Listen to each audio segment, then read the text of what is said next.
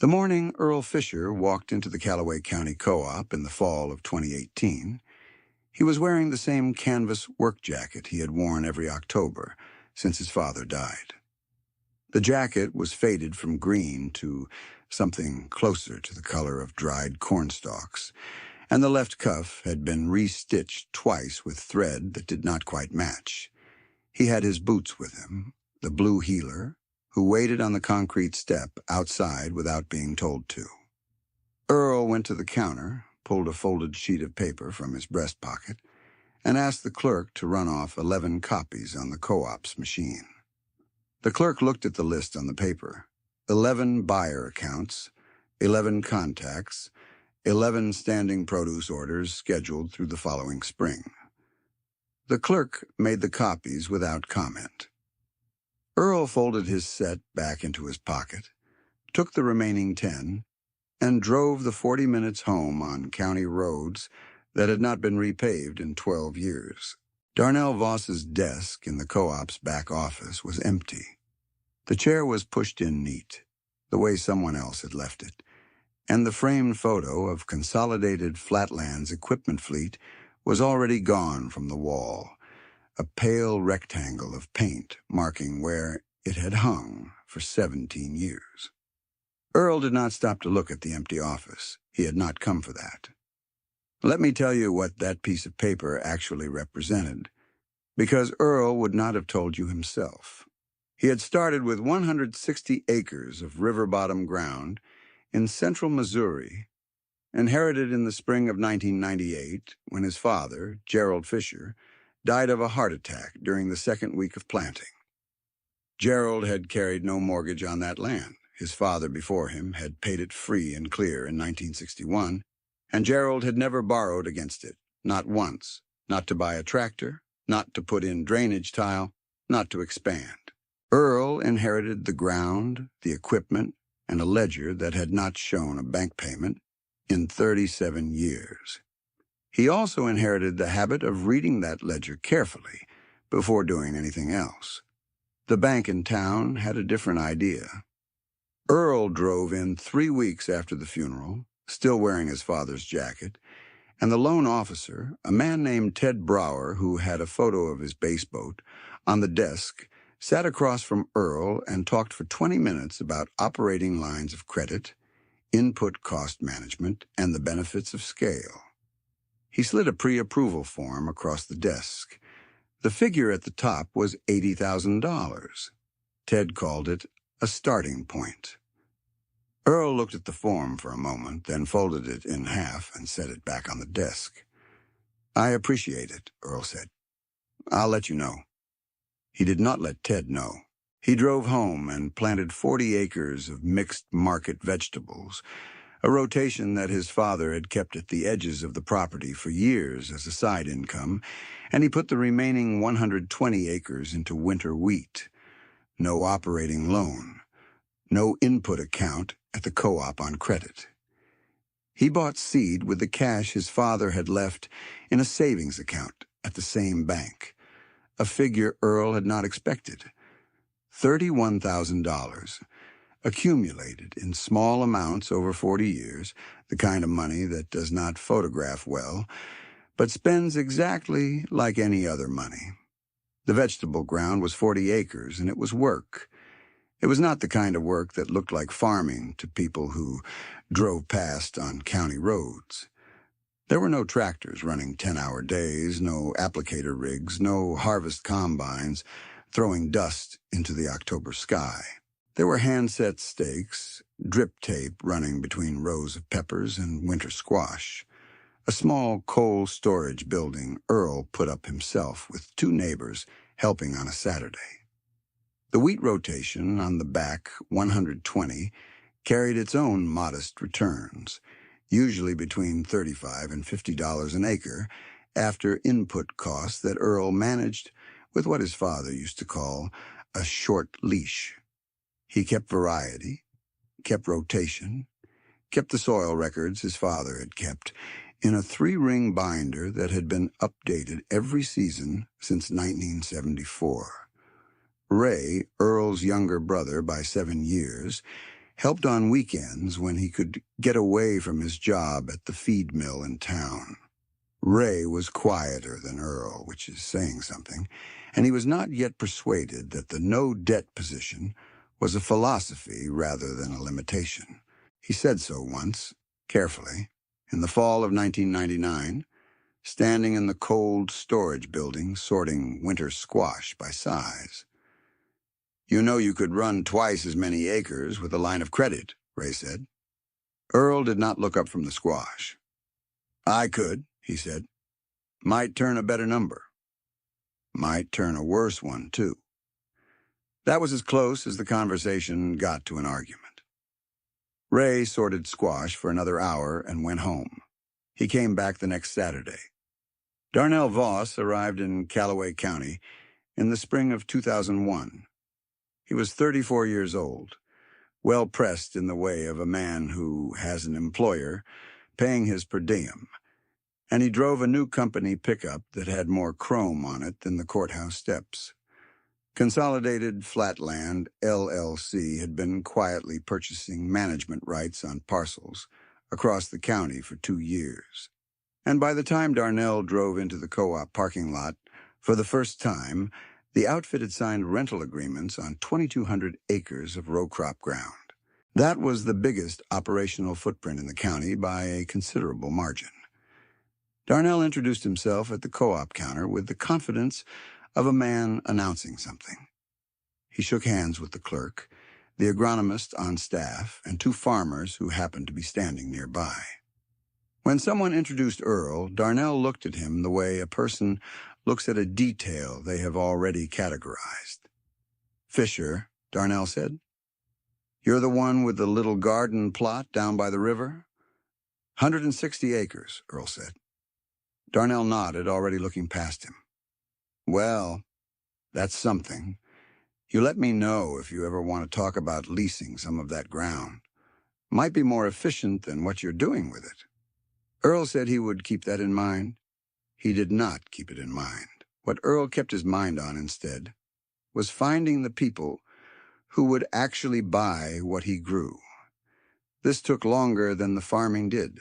In 2001 and 2002, he drove to every independent grocery store within 90 miles, carrying samples in a cooler on the truck's bench seat, and he sat in the back offices of produce managers and explained what he grew, when he could deliver it, and what he could guarantee in terms of variety and consistency.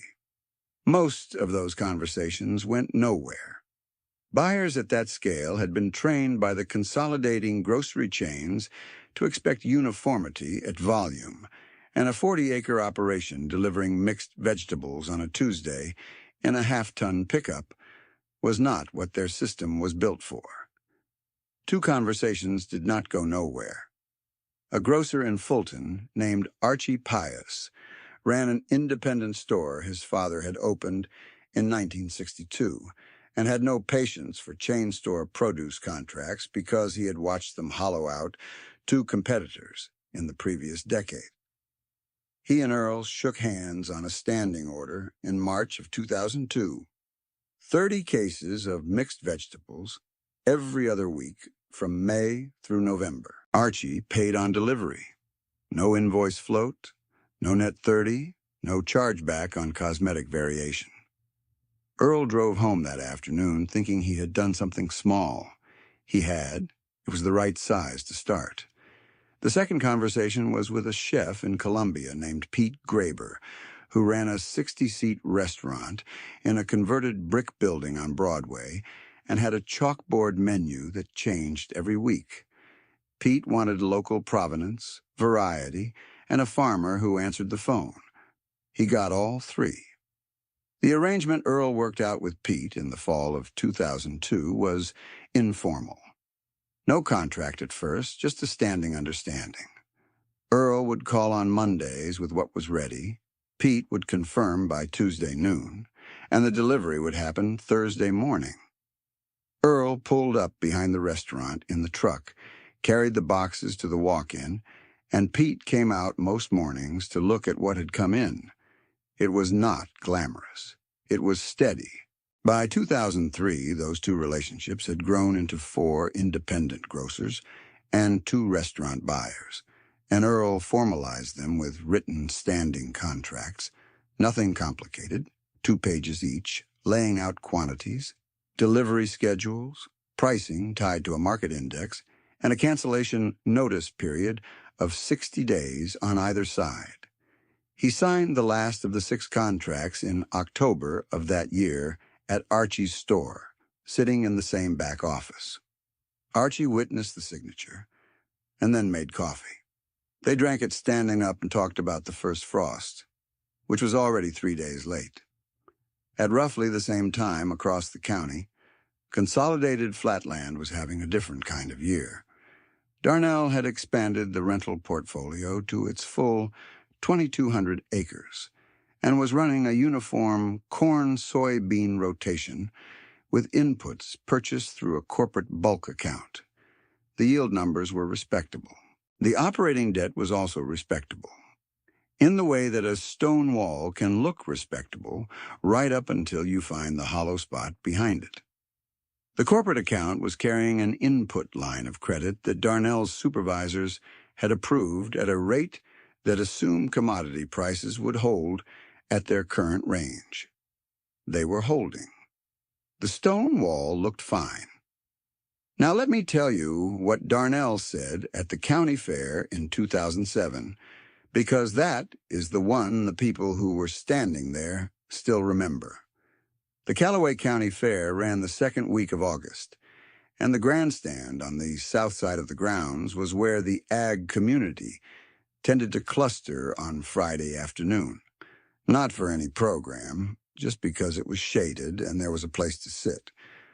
Earl was there with Ray and with a man named Chet Dalton, a retired extension agent who had been following Earl's rotation records with quiet interest for 3 years by then. Darnell came up the grandstand steps with 2 of his field managers, both of them younger men who addressed him as Sir, and Darnell sat 2 rows back from Earl and did not immediately notice him. Someone in the row between them made the introduction. Darnell leaned forward on the bench, nodded at Earl with the same cataloging expression he had used at the co-op 6 years earlier, and then said it. "Didn't you used to sell vegetables out of the back of a truck?" The people in the surrounding rows heard him. They were not meant to miss it. "Still do," Earl said. Darnell smiled and sat back. He said it to his field managers more than to anyone else. "Man's still running that little river bottom garden. That's something." He shook his head once, a slight movement. The kind that means the conversation is closed in the speaker's mind. You'd think a man would want to grow at some point. Earl did not answer that. Chet Dalton looked at the ground. Ray looked at Earl. Earl watched the midway for a moment and then turned back to the conversation he had been having before Darnell came up the steps. That evening, Ray sat at the kitchen table with Earl after supper, and Boots was on the floor near the back door. Ray had been turning something over the whole drive home. "Does it bother you?" Ray said. "What he said?" Earl got up and put his coffee cup in the sink. "He's not wrong that I'm small," Earl said. "That's not what he meant." "No?" Earl sat back down. "It's not." A moment passed. The kitchen clock ticked. Boots shifted on the floor. "You think it's going to add up?" Ray said. "The vegetables, the contracts. You think it actually works out to something?" Earl picked up the ledger that had been on the table since before supper. He did not open it. He set it in front of Ray and said, "Read the last 2 columns." Ray read them. He did not say anything for a while after that. Here is what the ledger showed, plainly. Since 1998, Earl had taken in gross revenues from the vegetable ground averaging $42,000 per year, varying between $31,000 and $58,000 depending on the season. From the wheat rotation, he had cleared an average of $18 per acre per year after inputs, which on 120 acres came to $2,160 annually. Not a large number by any standard. The vegetable ground was doing the work. He had spent on equipment maintenance, seed, drip tape, and cold storage supplies a total that had never exceeded $19,000 in a single year. He had paid himself nothing from the operation beyond what he needed to live on, which was not much, and he had rolled the remainder into a savings account at the same bank where Ted Brower had once slid the pre-approval across the desk. Ted had since retired. The savings account had a balance Earl did not discuss with people who had not asked, but the ledger Ray was looking at that night showed it clearly enough. 0 beside every line item that in any other operation would read loan interest, operating line payment, equipment note, rental premium. 0. Every year. 17 years running by the time Ray read those columns. Ray did not become a convert overnight. That is not how it works with men who have been skeptical for a long time. He kept sorting squash on Saturdays and helped with the wheat planting in the fall, and said nothing more about scale or credit lines for several years. The skepticism did not disappear. It went quiet, which in a Fisher was almost the same thing as persuasion. Across the county between 2009 and 2012, the wall behind Consolidated Flatland Stoneface began to develop a sound when you tapped it. Input costs climbed. Nitrogen fertilizer that had been running at roughly $260 per ton when Darnell arrived in 2001 was pushing $420 per ton by 2011, and the corporate input account that had been structured at a fixed bulk rate was being renegotiated under terms that no longer favored the buyer the way they once had. Commodity prices stayed serviceable, which masked the problem the way a quiet summer masks a shallow well. Darnell still came through the co-op on Fridays. He was still well pressed. His company pickup was a newer model now, a second chrome package in 7 years.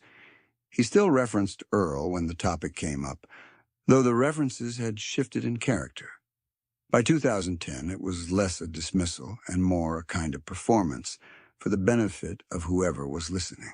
At the co-op counter in November of 2010, with 2 grain farmers and the co-op agronomist present, he said it plainly enough that the agronomist remembered it 2 years later and repeated it to Sandra Kepler. Little Fisher's still playing farmer down on the river. I don't know what he's doing with 40 acres of peppers, but it sure isn't farming. More like gardening. He laughed, and the 2 grain farmers laughed with him. The way men laugh at something that does not cost them anything yet. The drought came in the summer of 2012. It did not come as a single event. It arrived the way droughts do in central Missouri, by degree and then by certainty. May was dry. June confirmed it. July settled the question. The corn across the rented ground in Callaway County turned a shade of pale green that experienced farmers recognized immediately as the color of a margin shrinking in real time. Consolidated Flatland's 2,200 acres of corn and soybeans were operating on an input cost structure that assumed yields somewhere around 172 bushels per acre on the corn ground. The 2012 harvest came in at 91. Earl's 40 acres of vegetable ground sat on river-bottom soil that his grandfather had tiled in 1953, and his father had maintained without interruption. The tile drainage worked in reverse in a dry year, pulling residual moisture up through capillary action from the water table that the river kept higher than the upland fields. His drip tape delivered water directly to the root zone on a timer. He did not irrigate extravagantly. He irrigated precisely, which his father had taught him, and the soil records confirmed. His yields in 2012 were down from average, meaningfully so, but they were present. His buyer accounts received their deliveries. 3 of his 6 buyers, including Archie, told him that summer that he was the only local supplier still delivering. The wheat rotation absorbed the drought differently. The back 120 acres came in at 39 bushels per acre versus a 5-year average of 47. Earl had pre-sold 60% of his projected wheat through a forward contract in March, which locked in a price of $6.80 per bushel. The drought pushed cash prices up to $9 by August. He left money on the table by pre-selling, which he knew going in. He also knew that the pre-sold 60% would cover his input costs regardless of what the weather did. The remaining 40%, sold at the August spot price, returned more than expected. He did not celebrate this. It was simply how the ledger read. Darnell was not at the fair in August of 2012. He had not been at the fair in 2011 either.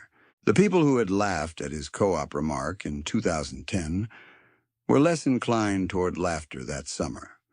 2 of the independent farmers who had rented ground to Consolidated Flatland on multi-year leases were watching their own off-farm income dry up, and 2 more had begun asking questions about whether the lease payments were structured for a drought year or against one. They were structured against one. Sandra Kepler had been the county extension agent since 2006. She was methodical in a way that did not make people feel managed, which is a difficult thing to accomplish in a job that required her to tell experienced farmers things they sometimes did not want to hear. She had been watching Earl's operation since 2009, when Chet Dalton, who had retired but not stopped noticing things, mentioned the soil records and the buyer contracts in a conversation after a producer meeting. Sandra drove out to the River Bottom farm and spent an afternoon with Earl walking the rows and looking at the 3-ring binder. She went back twice more that year and twice in 2010. She was not building a case. She was simply documenting something she could see had continuity, and continuity was genuinely rare enough to be worth documenting.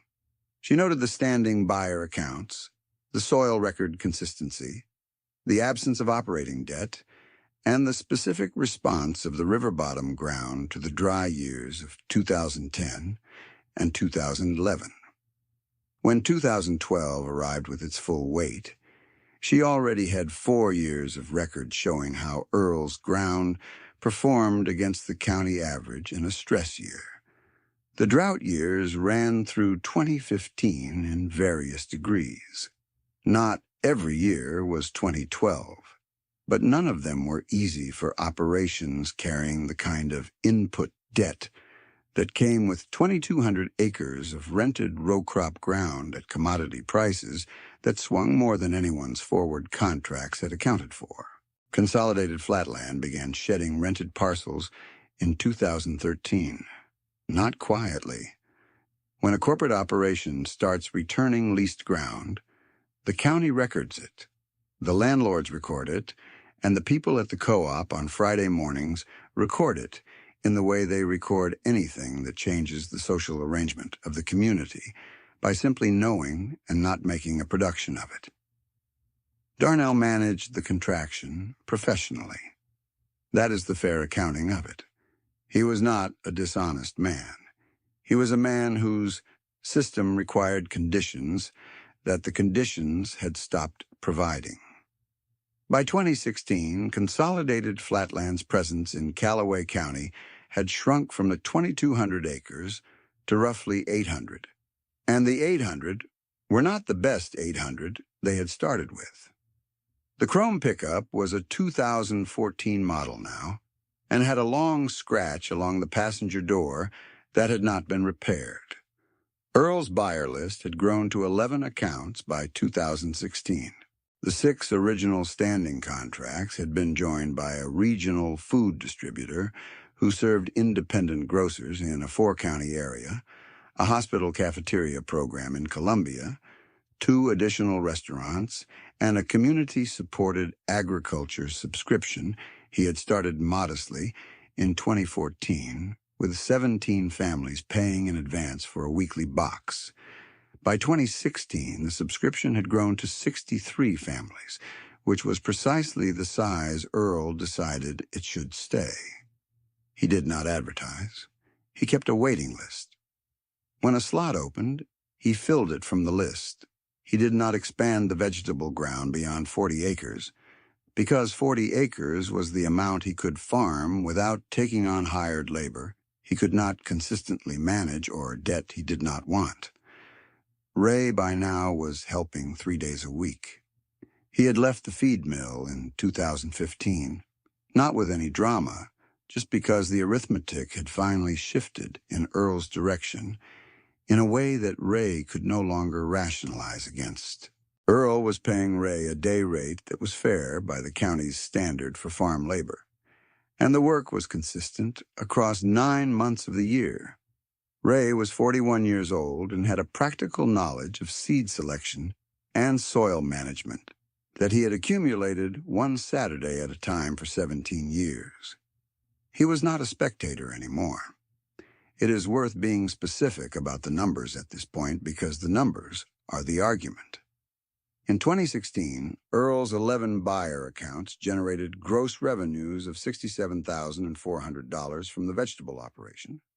The wheat rotation on the back 120 acres cleared $9,600 after inputs. Total gross, $77,000. Total operating debt, 0. Total equipment notes, 0. Total land payments, 0. His property tax on the 160 acres ran to $2,200 per year, which he paid in November from the October harvest settlement. His input costs for the vegetable ground were $14,600, covering seed, drip tape replacement, compost, and cold storage electricity. He had spent $4,100 on equipment maintenance that year, which was high because the walk-behind tractor needed a gear replacement. Net, after his own modest living expenses, was a figure that would have made Ted Brower uncomfortable to see beside his pre-approval form from 1998. Consolidated Flatland exited Callaway County in 2018. The company did not fold, it contracted.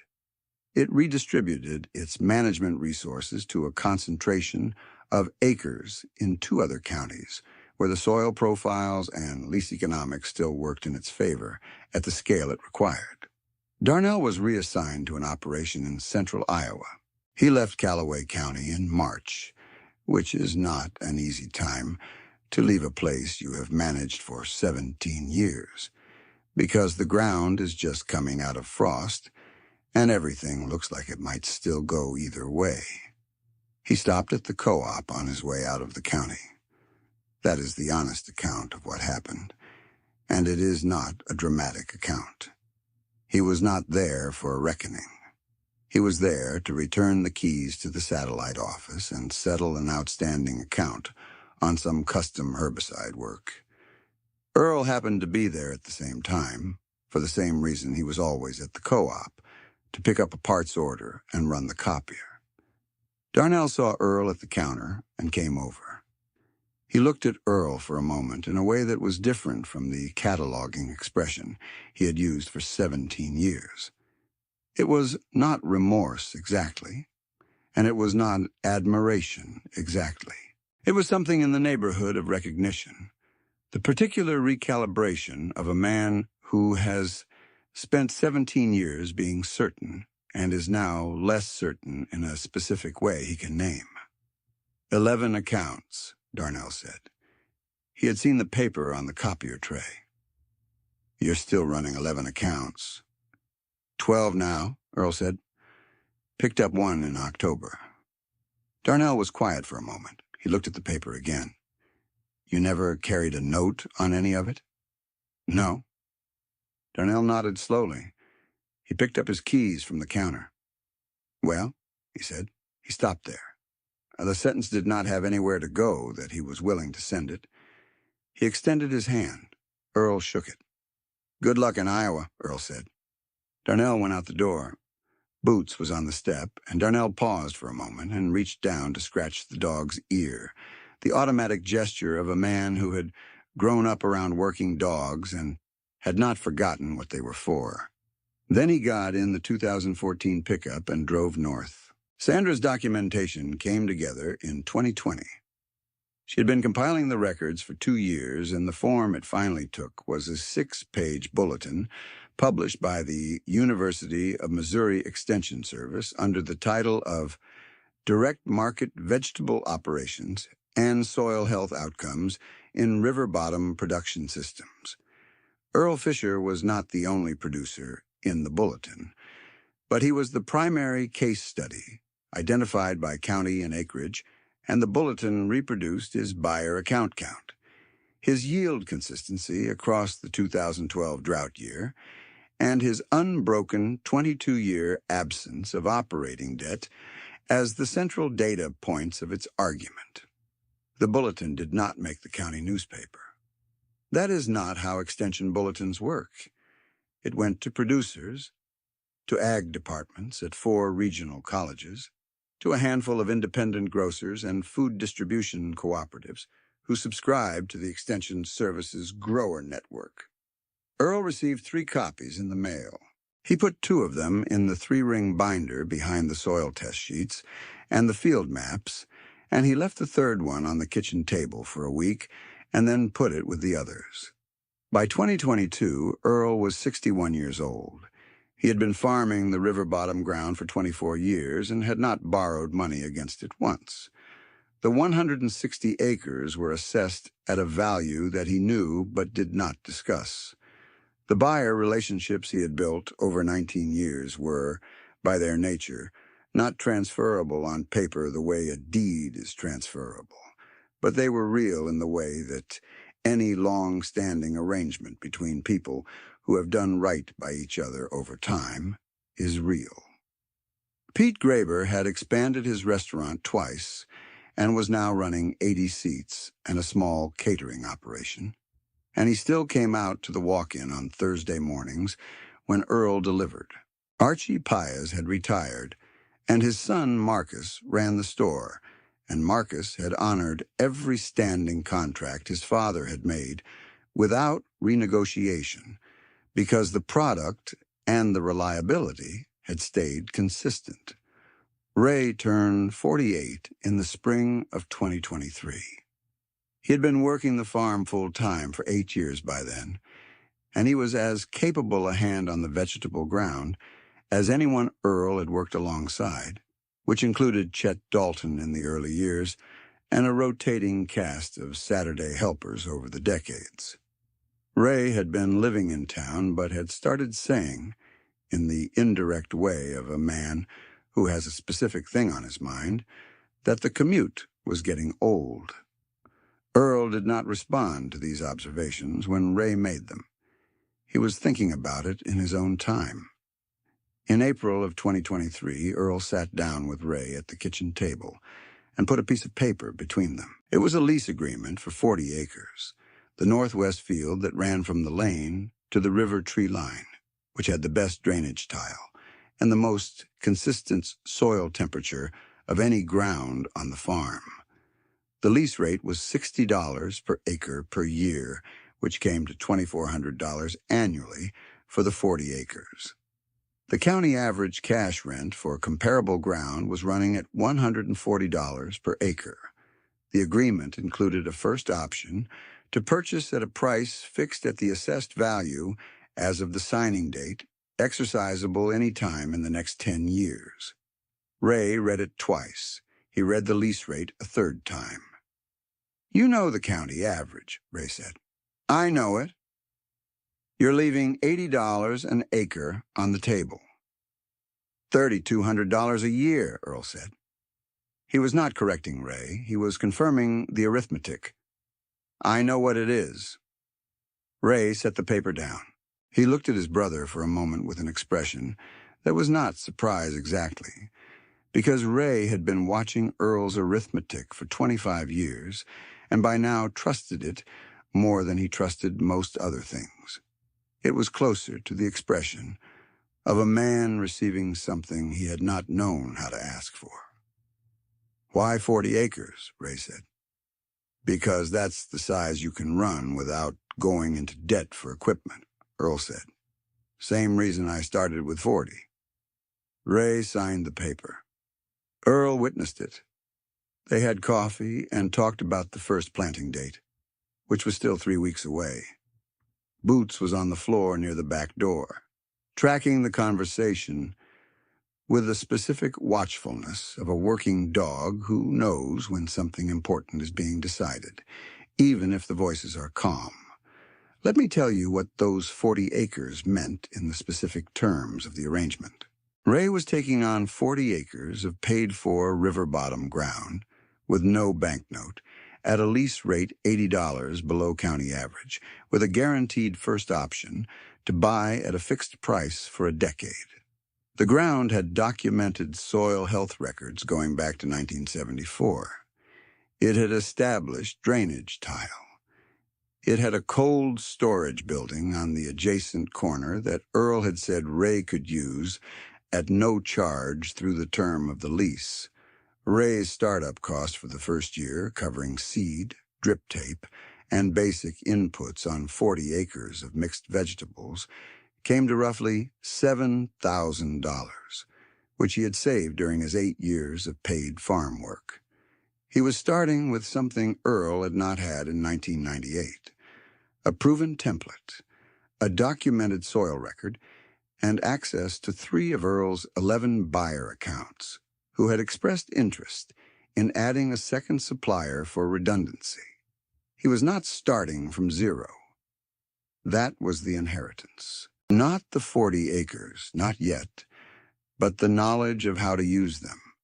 Sandra Kepler had written something in the 2020 bulletin that Earl had not asked for and would not have written himself.